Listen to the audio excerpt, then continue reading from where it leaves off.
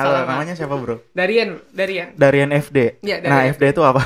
FD itu sebenarnya nama lengkap gua. Oke. Namanya Faith Daniel Delowski. Cuman kalau Oke. misalkan di apa namanya? Disingkat jadi Hmm, Darian FD aja sih. Oke. Nah, sebenarnya agak lucu nih. Awalnya gua tahu Darian itu dari pas gua sama Denis podcast sama Urofi. Nah, waktu podcast ini masih namanya podcast Dimentorin. Nah, kita notice soalnya ada satu orang nih yang heboh banget nih komen di Instagram terus nge-repost story jadiin story gitu-gitu kan. Bilang, "Wah, orang ini rame nih." Akhirnya notice terus lihat kontennya di TikTok. Terus ternyata videografer juga. Iya. Nah, berarti emang dari dulu deket sama Urofi ya? Iya, deket banget. Oke, sama sampai sekarang ya? sampai sekarang. Kemarin baru bikin modul ya kalau nggak salah. Baru syuting. Benar-benar. Oke. Sekarang kesibukannya apa bro? Kalau sekarang itu lagi ada beberapa project sih Oke. yang mana itu projectnya itu berhubungan sama sekolah juga. Jadi kan sekolah kan ngadain project dan emang butuh bantuan gue untuk ngebikin videonya. Sama sekarang sih udah ngebuat modul yang dimana tuh gue tuh ngebahas tentang gimana caranya untuk berbisnis sama bikin video mulai dari basic sampai emang ke bisnisnya gitu. Tapi bikin videonya itu tuh kita cuma pakai smartphone gitu. Oke. Nah, kita balik lagi deh ke awal zaman dulu ya. Awalnya emang belajar videografi kan dari dulu apa gimana? Kalau dari Awalnya. awalnya itu sebenarnya gue sukanya awalnya ya, gue dulu suka fotografi. Oke. Cuman kalau misalkan karena apa namanya, karena gue ketemu sama Urofi, Mm-mm. jadi ya karena gue ngobrol terus kayak Ah. sharing-sharing bareng, akhirnya gue tertarik sama videografi. Kenapa? Oke. Itu umur berapa sih dulu? Dulu itu pas gue masih umur 15 sih. Sekarang berapa? 16. Berarti baru setahun lalu. Iya, baru setahun Oke, lalu. yang mulai suka pakai kamera itu maksudnya fotografi, videografi itu mulai dari mana dan kenalnya dari mana sih awalnya? Oh, kalau misalkan kenal kameranya. Iya. Kalau kenal kameranya sih gue kenal dari ini, pas kelas 2 SMP. Oke. Waktu itu gue kan ngelihat OSIS lagi kayak foto-foto dokumentasi. Dan akhirnya gue kayak tertarik gitu buat Oke. nyoba. Dan pas gue nyoba ternyata asik juga gitu kan. Nah jadi ya dari saat itu ya gue mulai tertarik buat kayak belajar seputar kamera. Dan akhirnya ya gue suka gitu sama fotografi. Cuman kalau Oke. misalnya untuk videografi, gue lebih tertariknya karena dari Urofinya juga sih. Apa namanya, kayak prospek videografi itu kayak gimana. Kalau misalkan cara dari sistem cara ngebuat videonya itu seperti apa. Jadi ya gue suka gitu sama videografi karena Urofi gitu. Oke. Nah, ini soal videografinya. Nah, terus kalau jadi konten kreatornya itu karena apa sih awalnya? Karena Urofi juga sih sebenarnya. Oke, jadi motivasi awalnya apa tuh? Apa pengen sharing aja, apa pengen sambil belajar? Nah. Apa ya gimana? Nah awalnya tuh kalau untuk gue bikin konten sendiri, itu tuh gue dulunya masih mikirin duit gitu. Oke. Cuman karena suatu dan lain hal kayak gue harus, nggak tahu kenapa gue kan suka berbagi kan. Gue suka kayak ngobrol-ngobrol, gue suka sharing sesuatu ke teman-teman. Dan gue ada rasa keinginan gitu. Gue ada rasa keinginan gimana caranya gue bisa berbagi sesuatu. Tapi kan masalahnya gue nggak punya duit. Ya kan? Nah akhirnya ya cara gue untuk berbagi sesuatu yang gue punya adalah ya dengan cara gue sharing ilmu yang gue punya dong. Oke. Yang pastinya salah satunya itu lewat konten gitu. Iya. Jadi ya gue misalnya join salah satu course yang mana tuh course gimana caranya untuk kita tuh ngebuat konten supaya bisa engagementnya naik. Terus habis itu supaya follow apa namanya kayak audiens bisa nonton video kita dengan maksimal gitu. Nah, Kayaknya jadi tahu nih course-nya apa. Iya. Nah, salah satunya itu gue join di Content Academy yaitu Instagram Hack. Jadi ya gue belajar di situ, gue belajar cara-caranya bikin konten gimana, cara buat storytelling itu gimana. Jadi ya akhirnya ya karena bantuan dari situ juga dan bantuan dari Urofi, gue jadinya bisa buat konten sampai sekarang gitu. Oke. Nah, awalnya emang motivasinya buat bikin konten buat nyari duit. Oke. Nah, gue pengen tanya deh, berapa lama lu bikin konten sampai akhirnya dapat duit, dapat endorsement gitu-gitu?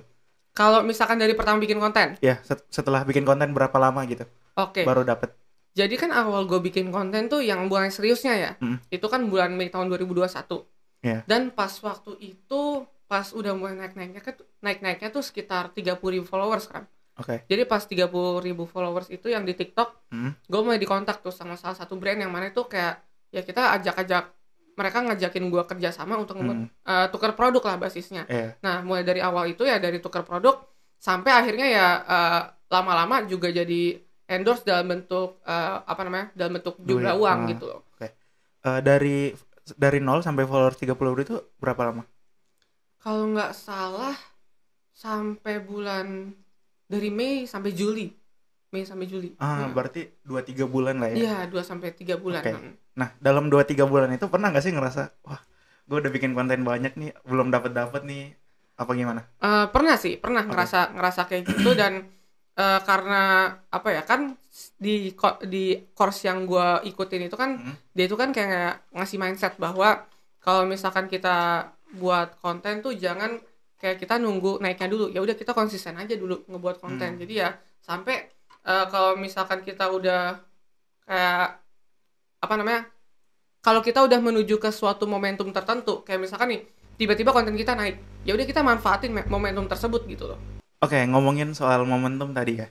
Pernah nggak sih lu merasa kehilangan momentum, misalnya udah rame nih? Kan biasanya orang kalau udah mulai naik nih, malah kadang berhenti atau kadang udah ngerasa udah gue terkenal nih begini. Pernah nggak sih lu ngerasa kehilangan momentum gitu? Kayak gue ngerasa puas terus abis itu gue kehilangan momentumnya ya. Pernah sih gue kayak gitu dan pernah. Okay. Waktu itu pas dari seminggu itu tuh views gue itu bisa mencapai kayak puluhan ribu, ratusan ribu gitu kan. Okay. Nah, abis itu akhirnya ya gue nggak di dalam 3 hari atau sampai seminggu lah, gue akhirnya kayak merasa puas dan gue ngelihat notifnya gitu. Gue ngeliat notifnya dan ya udah, gue seneng gitu kan. Akhirnya pas setelah seminggu kemudian kalau nggak salah, gue upload konten lagi dan ya udah stuck gitu. Nggak naik lagi. Nggak sampai 1.000 dalam waktu 3 hari itu kayak gue merasa ada rasa penyesalannya juga dan harusnya gue bisa konsisten gitu loh.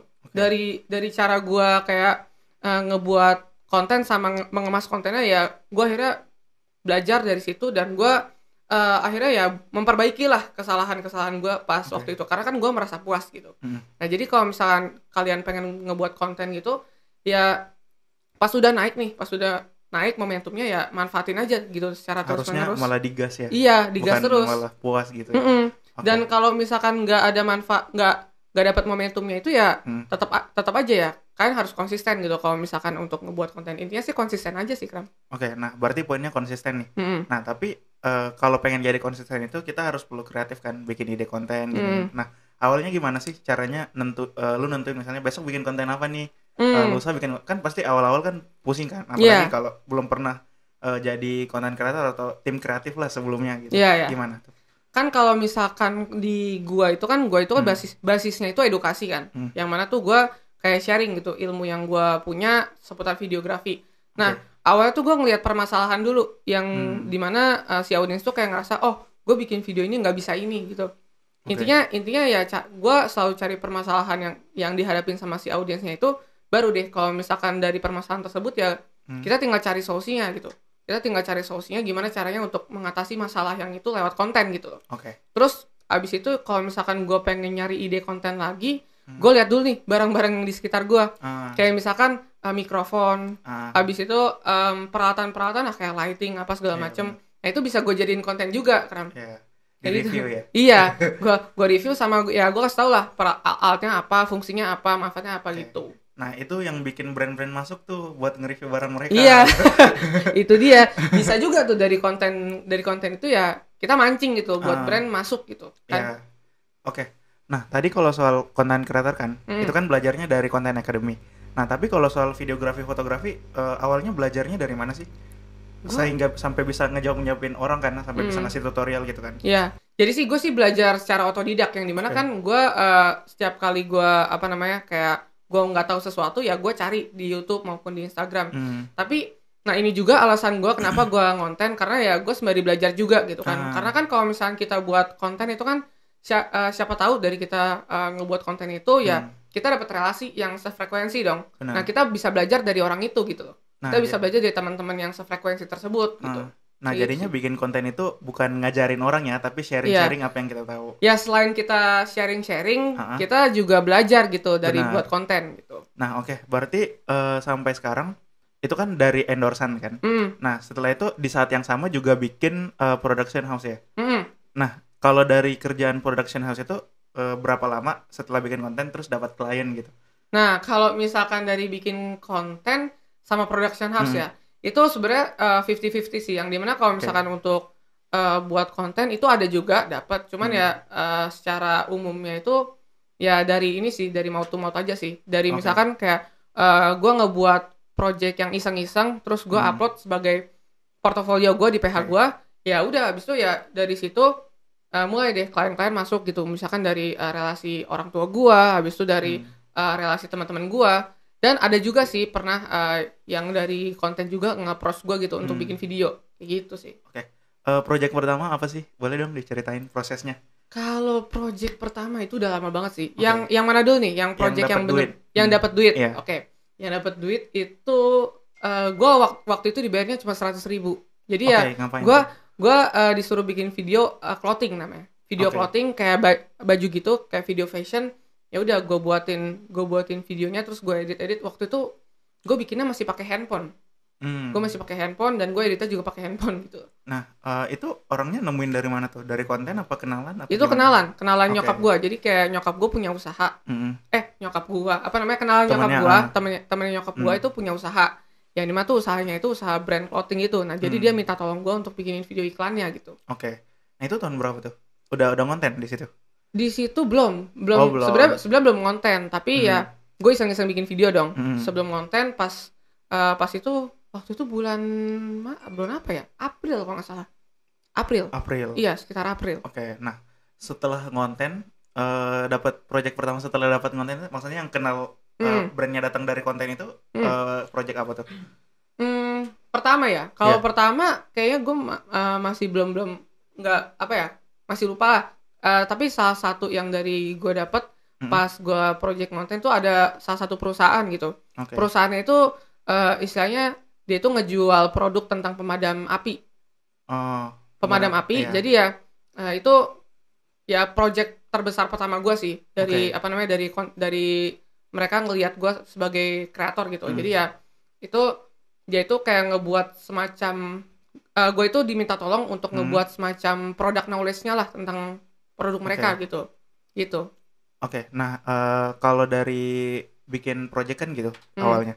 Nah, setelah itu kan pasti udah masuk pikirannya ke bisnis dong. Iya. Nah, bisnis itu kan maksudnya nggak langsung misalnya bikin konten terus dapat klien, nggak sesimpel ngendorse gitu kan. Nah, ada tim, ada finance lah dan kawan-kawan. Nah, itu sampai sekarang belajarnya gimana apa gimana mulainya? Misalnya ngebentuk tim, nyari-nyari tim itu kan lumayan challenging ya buat orang-orang yang baru mulai bisnis ya. Nah, kalau misalkan gue untuk nyari-nyari tim di project gue ya gue cari cabutan aja gitu, cari kayak semacam kenalan. Dan kebetulan kan gue kan join komunitas komunitas juga yang dimana tuh komunitasnya itu, lu tau Aftershoot gak? Ya, Josh ya. Iya, si Josh. Jadi ya gue join komunitas itu dan emang semuanya itu ya ada yang fotografi, ada yang videografi, pokoknya kita sefrekuensi lah. Nah, kalau misalkan gue ada project yang membutuhkan tim, ya gue hire salah satu dari mereka gitu loh. Ya gue istilahnya cari-cari lah kenalan dari situ. Kayak gitu. Nah, terus gimana kalau yang tadi apa? Yang cara manage finance-nya, duitnya kalau masuk gitu kan.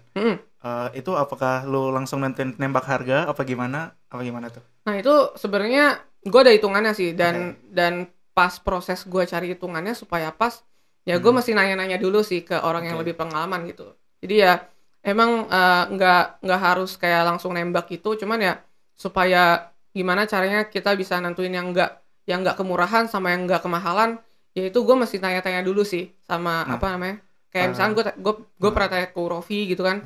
Nah, Rofi ya sharing-sharing lah istilahnya, dan ngebantu gue juga gitu. Nah, coba kita pakai sedikit study case deh, kita breakdown deh. Kalau misalnya orang pengen ngasih quotation kan, lu itu misalnya nih ada datang brand ke lu. Misalnya brandnya baju deh. Baju lagi. Oke, baju deh. Tapi udah gede ya. Anggapnya sekarang udah pakai tim lah. Misalnya gue pengen bikin video buat Instagram gitu, iklan buat baju gue. Nah, gue minta lu bikin ini.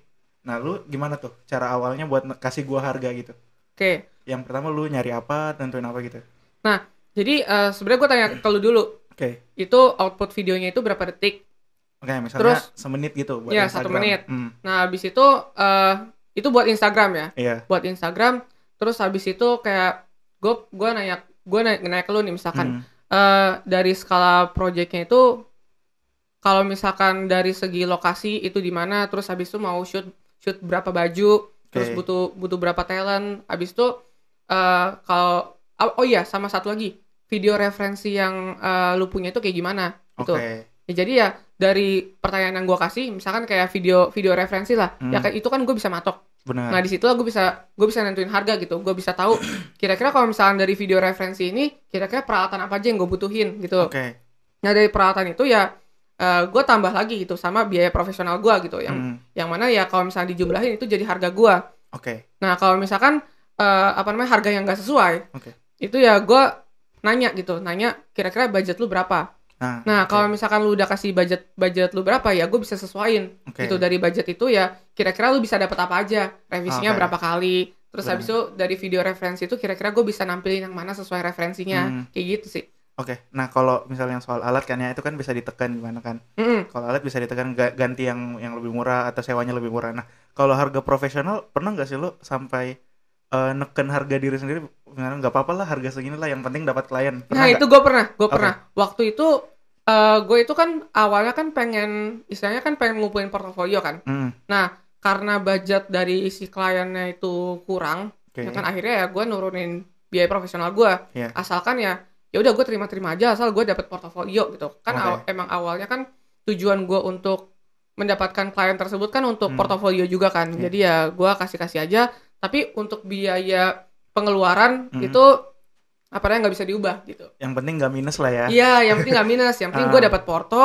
Ya intinya kalau misalnya transport, makan itu ya di provide semua lah sama klien gitu. Oke. Nah, awalnya cara nentuin harga profesional itu kan harga kerja kita kan. Itu gimana awalnya? Dari gue sendiri. Iya, maksudnya dari lo awalnya gimana? Awalnya gue ngira-ngira aja sih. Kayak misalkan kalau misalkan gue dapat video 30 detik, itu gue kasih harga berapa. Itu sebenarnya gue nembak-nembak aja sih. Tergantung ya kita lihat juga lah, tergantung si kliennya itu klien dari mana. Kalau misalkan klien dari perusahaan ya harganya beda. Kalau misalkan klien dari kayak temen gitu kan, itu ya harga profesional beda. Cuman kalau misalkan sekarang itu gue ngitung biaya per hour per jam. Jadi misalkan gue harga gue 100.000 per jam untuk klien ini, terus berapa ratus ribu per jam untuk klien perusahaan gitu sih. Nah, gimana menurut lu ke freelancer atau videographer ya yang harganya banting-bantingan? Kayak misalnya pernah nggak sih ngerasa tersaingin gitu? Iya sih, pernah sih waktu kayak perang harga gak sih? Iya, perang harga. Kayak misalnya ada fotografer kan, produk gitu kan. Sini gue fotoin 10.000 per produk, kan itu murah banget kan. Iya. Nah, itu sih menurut gue dulu gue masih berpikir kayak kalau misalkan dia harganya segini, artinya gue harus nurunin harga. Iya. Tapi kalau misalkan sekarang ya tergantung sih dari ya justru malah gue mahalin kenapa? Karena kan kalau misalkan kita nentuin harga kan kita juga nentuin value juga gak sih? Benar. Value dari diri kita juga sebagai profesional videographer gitu kan. Ya malah gue sekarang berpikir malah gue nggak kayak bakal ngasih harga yang lebih murah lagi, tapi ya dari apa yang harga yang sesuai si klien itu kasih sesuai referensinya dan budgetnya, ya gue bakal ngelakuin sesuai budget tersebut gitu. Iya, ada harga, ada bentuk lah. Iya betul, dan emang kalau misalkan untuk untuk perang harga kayaknya udah nggak berlaku lagi deh sekarang. Justru malah perangnya itu lebih ke perang value sih. Bener. Kalau harganya sama tapi ini lebih bagus nih. Iya, ini kayak dari secara produksinya, habis itu dari kita melayani klien itu seperti apa, dari revisinya itu kan istilahnya kan si klien itu kan nyari itu sekarang bukan nyari harganya. Benar. Justru yang gue dapet ya dari beberapa klien itu tuh kalau misalnya kita dapat dengan scope of work, dengan SO yang banyak gitu kan, tapi harganya murah, klien malah curiga. Iya, malah aneh gak sih? Iya, aneh banget. Kok murah sih? Makanya kan ngerasa gitu gak sih? Iya, benar. Kalau kayak gitu, jadi kan kayak kalau misalkan kita naik sesuaikan harga sama budget klien dan video referensi serta scope of work-nya, ya jadi klien malah istilahnya jadi trust gitu, ada rasa percaya ya sehingga dia mau gitu terima jasa video dari gua gitu. Nah, lu kan gedenya karena smartphone videografi ya. Nah, itu ada momen gak sih di mana lu kan sekarang udah ganti kamera kan? Iya, udah ganti ke kamera, masih ke smartphone. Cuman kalau misalkan untuk bahas kamera gue juga bahas, karena kalau misalkan untuk bahas smartphone doang itu ya kontennya sampai situ-situ aja gitu. Nggak Oke. ada yang menarik kayak dari segi nggak ada yang menarik dari segi sinematografinya, terus habis itu perpindahan kameranya tuh gimana ya, itu masih stuck aja sih, belum ada kayak perkembangan di smartphone gitu. Oke. Nah, gue mau nanya deh, kalau buat kerjaan profesional ya, Hmm, possible nggak sih buat orang-orang yang masih pakai smartphone? possible banget, Possible. possible banget. Karena Oke. kan smartphone zaman sekarang itu bisa dibilang canggih ya, Kram. Iya. Jadi ya apa ya, kalau misalkan dulu itu biasanya kalau kita pengen menghasilkan video yang bagus pakai HP, itu biasanya harganya kayak mahal gitu, kayak ya paling at least paling murah di atas 7 juta. Mm-mm. Sekarang HP 2 juta yang gue punya, Iya. HP gue kan harganya kan 2 juta. Ya gue bisa buat video yang emang benar-benar berguna banget buat klien gue. Oke, Gitu. bisa dijual ya ke Iya, klien? bisa menghasilkan uang dari bikin video pakai handphone gitu. Oke. Gitu. Nah, caranya gimana? Kan misalnya kan klien datang nih, misalnya brand gitu kan. Iya. Terus dia nanya gini, pengen bikin ini. Terus kan harganya pasti di bawah yang pakai kamera dong. Iya, pasti. Nah, itu ngejelasinnya gimana kalau misalnya kita, atau misalnya datang ke set deh, Hmm. kita bawa handphone sama gimbal HP doang. Iya. Itu kan pasti kadang ditanyain kan. Nah, itu iya. ngejelasinnya gimana tuh? Nah, kalau misalkan gue apa ya, berada di posisi itu, gue awalnya bilang kayak pas kita meeting, pas gue meeting sama klien, tapi ini bikin video pakai HP ya, nggak apa-apa ya.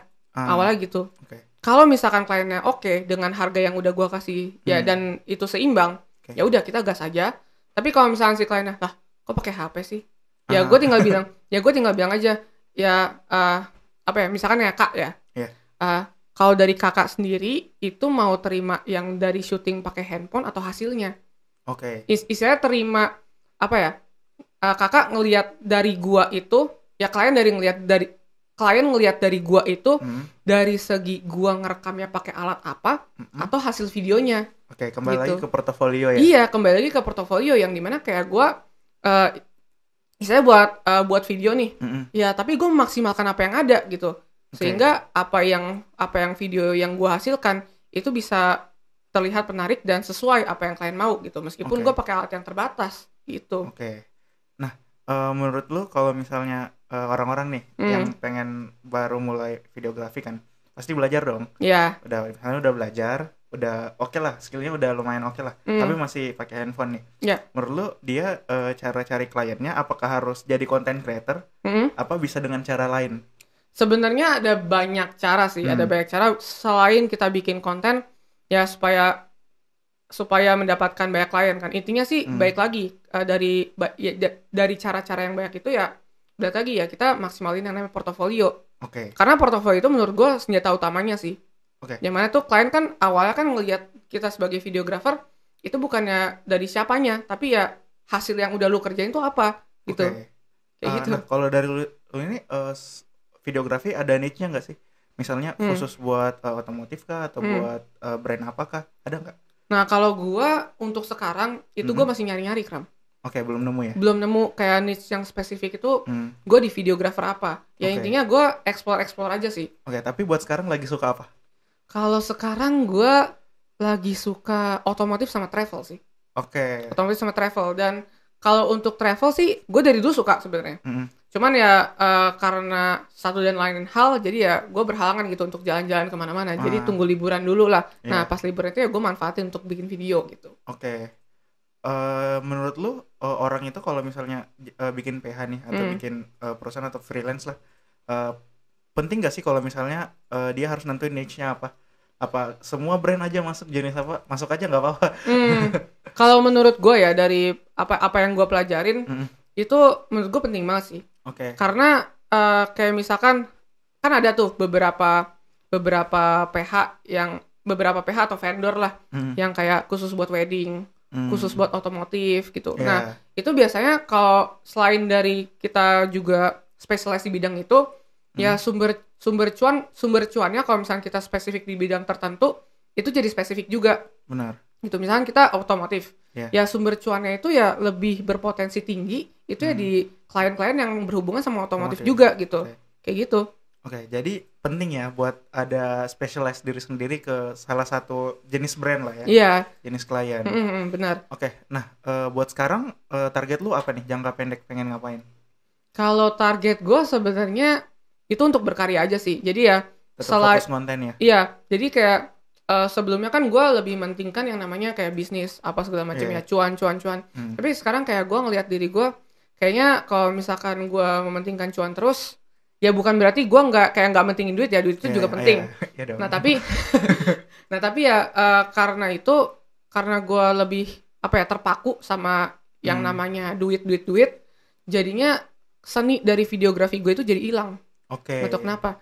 Nah karena itu ya gue akhirnya memutuskan ya gue harus ngembangin seni gitu, dari segi seni gue.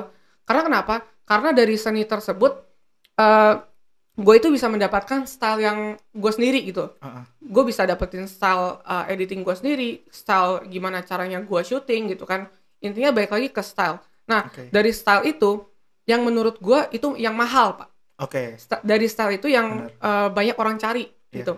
Gue pernah ngobrol sama salah satu sutradara yang dimana tuh dia ngejelasin ke gue, kalau misalkan si dari brand ini dia itu punya list sutradaranya sendiri yang akan di-hire. Kenapa? Karena ya dia suka sama style dia untuk ngedirect. Benar. Gitu. Ya sih. Nah, dari situ yang menurut gue kalau misalkan kita mau naikin harga, ya kita harus naikin style juga. Kita harus naikin kayak skill diri kita dulu supaya kita bisa mahalin lagi gitu harga jasa yang kita pengen kasih. Karena kan ya kita kan basisnya itu kan kalau videografi itu kan basisnya kan kayak art gitu kan.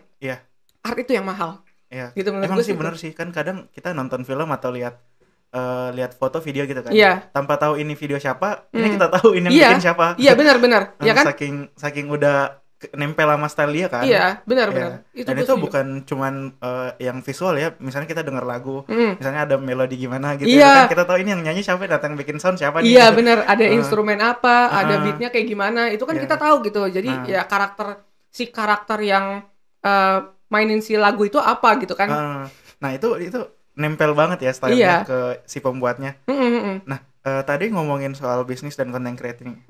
Nah, gue pengen nanya deh, buat sekarang penghasilan lu yang dari gede dari bikin konten atau dari production house? Nah, kalau misalnya dari gua itu ya lebih gede content creator sih, lebih gede konten sih. Masih dari endorse ya yang lebih gede. Iya, karena kan endorse kan banyak yang masuk ya, masuk. Ya otomatis dari yang gua jumlahin itu ya lebih banyak yang konten sih, benar-benar. Nah, sekarang kan masih sekolah kan ya? Masih sekolah. Udah tahun terakhir apa gimana? Sekarang kan baru naik kelas 3 SMK. Nah, ya setahun lagi sih baru lulus. Nah, udah tahu pengen misalnya masuk kuliah apa gitu? Kalau masuk kuliah rencananya sih ke sinematografi sih. Tetap yang udah nempel ya sama video. Iya, yang udah nempel. Nah, berarti tadi tujuan jangka panjangnya berarti pengen jadi ke production house gede gitu kan? Apa gimana? Sebenarnya gue masih belum tahu tujuan untuk jangka panjangnya kayak gimana. Yang penting ya gue nikmatin apa yang gue prosesin, apa yang jadi proses gue ya gue nikmatin aja gitu. Karena kan ya gue kan belum menemukan kayak gue yang spesifik di bidang apa, dan gue tahu kalau misalnya gue ngejalanin ini gue bakal berhasil. Gue kan masih istilahnya masih dalam explore lah. Nah mungkin untuk rencana jangka panjang gue itu diantara memfokuskan ke tim produksi atau full time content creator sih. Dreamnya lah gitu. Iya. Apakah tetap pengen jadi profesional, misalnya profesional sutradara gitu kan? Sutradara atau kameramen profesional, atau kayak misalnya jadi kayak Gunrock gitu kan? Itu kan profesional lah. Nah, apa tetap mau jadi masuk ke bisnisnya?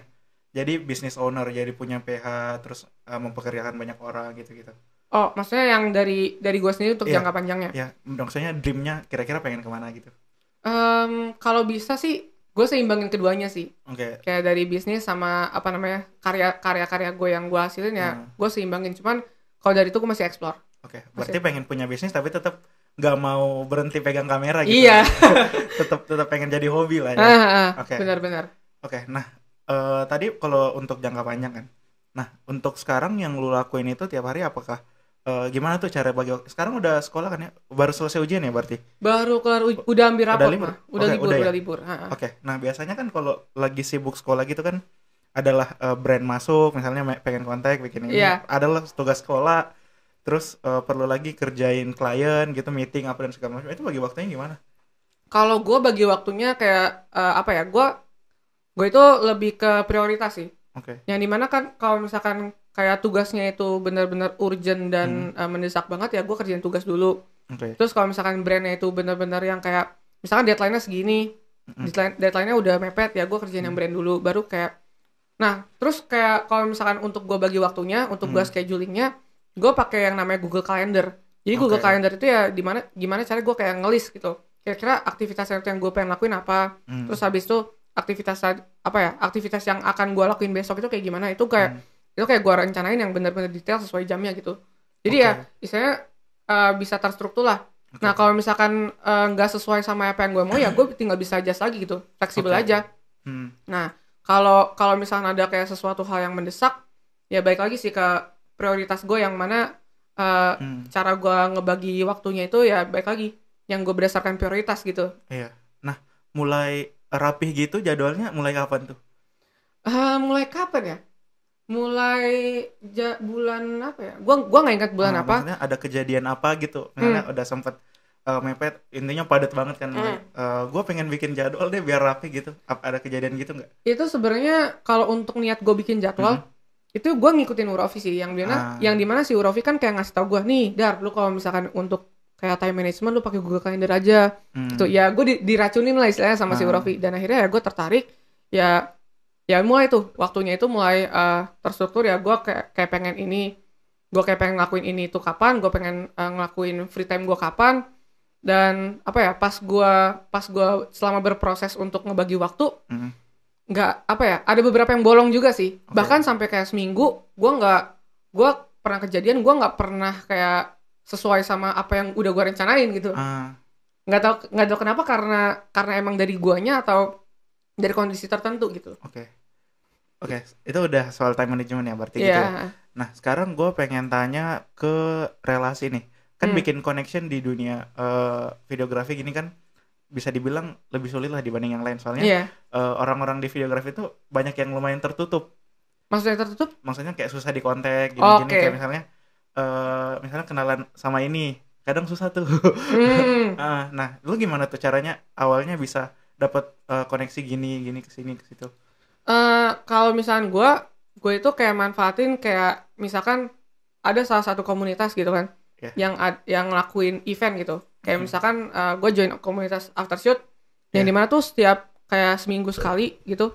Yang dimana tuh setiap seminggu sekali tuh dia ngadain kayak semacam sharing session yang ngebahas tentang videografi. Ya gue ikut di sana, bukan cuma ngedengerin. Ya gue ikut ngobrol-ngobrol di situ. Akhirnya ya gue kenal banyak gitu sama teman-teman yang ada di situ. Ya kita follow Instagram. Terus habis itu ya kalau misalkan kita ada ketemuan atau apa, ya kita bisa gitu ketemuan. Gitu. Terus kayak kalau misalkan untuk kalau gue untuk join course kan itu biasanya kan kayak ada grup Telegramnya sendiri kan. Ya gue manfaatin itu untuk aktif gitu. Ya supaya gue bisa kenal sama lebih banyak orang lagi. Intinya sih lebih ke keaktifan kita sih kalau misalnya kita banyak relasi gitu. Nah, berarti poinnya sebenarnya punya value ya. Kalau misalnya kita masuk ke grup nih, ke grup atau misalnya ke course gitu kan. Nah, kalau kita nggak punya ilmunya, sebenarnya kita nggak bisa ngobrol juga kan. Bisa aja sih. Ya, maksudnya kita nggak bisa jadi aktif ngobrol juga. Misalnya kalau kita nggak tahu apa-apa ya, malah kan jadi nggak bisa dapat relasi itu. Jadi poinnya sebenarnya kita harus punya value dulu kan, harus punya ilmu dulu dikit lah setidaknya, biar nyambung lah ngobrolnya gitu kan. Nah tapi selain kita juga punya value, ya kalau misalkan yang belum punya ilmu apa sama sekali, ya kita aktifnya itu aktif di nanya gitu. Aktif nanya. ya kita nyediain kayak ada semacam gelas apa ya, kita ibaratkan kayak kita kosongin gelas lah. Benar. Kita kosongin gelas ya supaya dari apa yang kita udah tanyain ke orang yang lebih pro itu, ya si orang yang kita tanya itu ya bersedia buat jawab gitu. Karena kan kayak kebanyakan dari komunitas yang udah gue join itu kalau misalkan mereka ditanya tentang sesuatu itu mereka senang ngejawabnya. Jadi kayak gitu. Nah kalau ya kayak gue juga kayak gue waktu itu kan gue join yang ya belum punya ilmu sama sekali ya, bahkan kayak ya tentang lighting apa aja gue nggak ngerti. Ya akhirnya gue banyak nanya di situ. Anak-anak videografi baik ya. Iya, baik banget. Ya tergantung di setiap komunitasnya sih kayak gimana. Biasanya kalau misalkan kita join komunitas itu banyak banget yang suka sharing-sharing gitu. Dari apa yang kita tanyain. Lo aja kalau ada yang nanyain pasti suka kan? Iya. ada banyak banget yang apa namanya semenjak gue buat konten gitu kan. Ya akhirnya kan gue buat Q&A gitu. Ya gue jawab aja di live.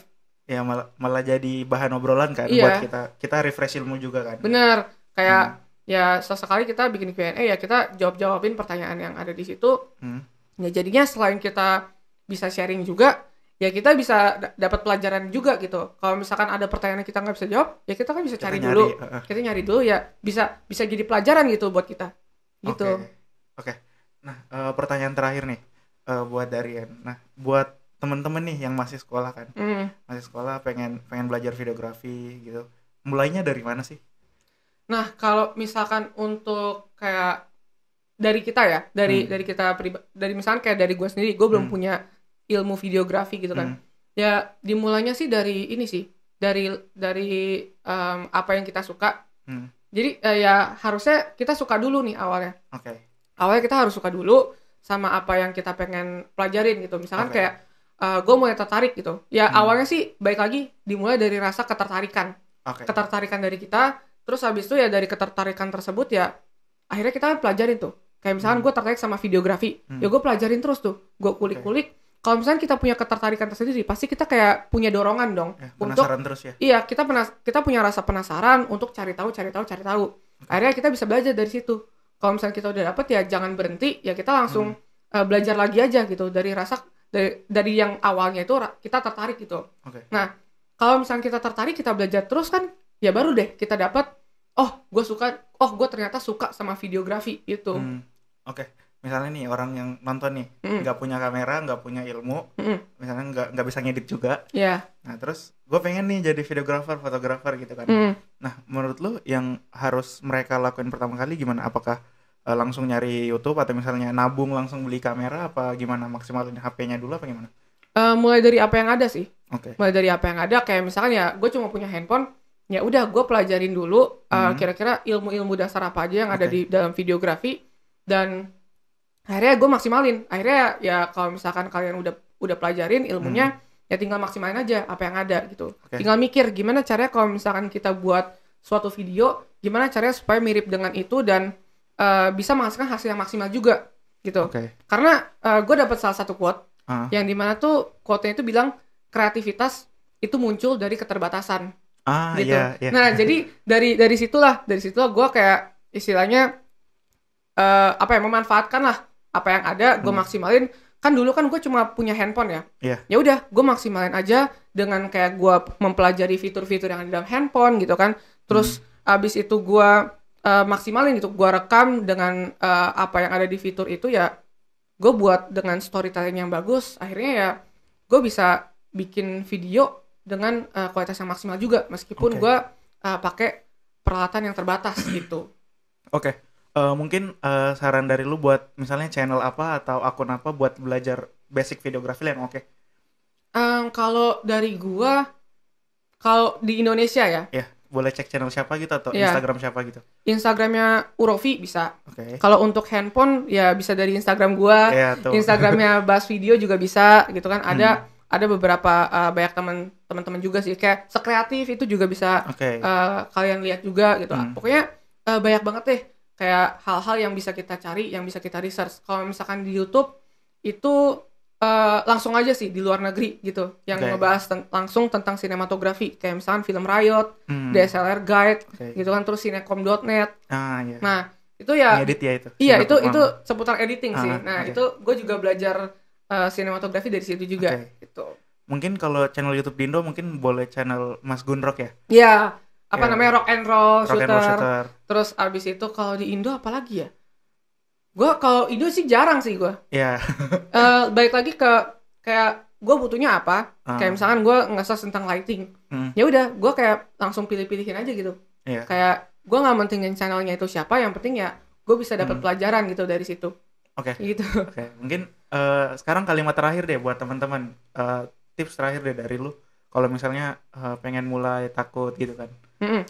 Maksudnya dalam konteks apa nih? Dalam konteks bisnis videografi atau content creator gitu. Nah kalau misalkan dari gua ya mulai aja dulu. Jadi ya nggak usah mikir nanti gua rencananya pengen kayak gimana. Nggak usah mikir nanti kalian rencana kalau misalkan kalian mau bikin video kalian harus apa-apa. Ya pokoknya nggak usah pikirin apa yang menjadi keterbatasan lu. Kalau misalkan kita mikirin itu ya jadinya ya kita nggak mulai-mulai gitu loh. Oke. Ya intinya ya mulai aja, kayak nggak usah banyak mikir, langsung aja kita start gitu loh. Langsung Oke. aja start dan maksimalin gitu. Oke, menurut lu kalau misalnya baru mulai, boleh nggak sih jadiin duit itu sebagai motivasi?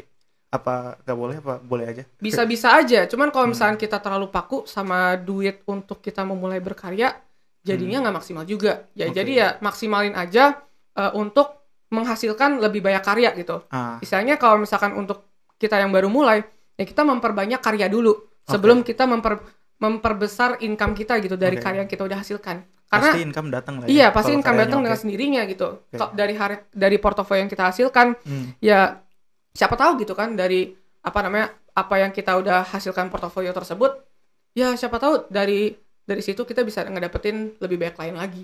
Nah, tuh. Waduh. Oke. Nah, thank you Dar untuk kesempatannya datang ke sini ya. Oke, thank you banget. Boleh follow Instagramnya di mana? Di @darianfd N-nya 2 gitu. Atau TikTok apa YouTube? Ada. Kalau Instagram sama TikTok tuh sama. Oke. Di sini ya, Darian. N-nya 2 ya? Iya, N-nya 2. Oke. Darianfd N-nya 2. Mantap. Oke. Oke, mantap. Thank you ya. Ya, thank See you you banget di- ya, Kram. Oke, see you di podcast selanjutnya ya. Mantap. Bye-bye. Bye-bye.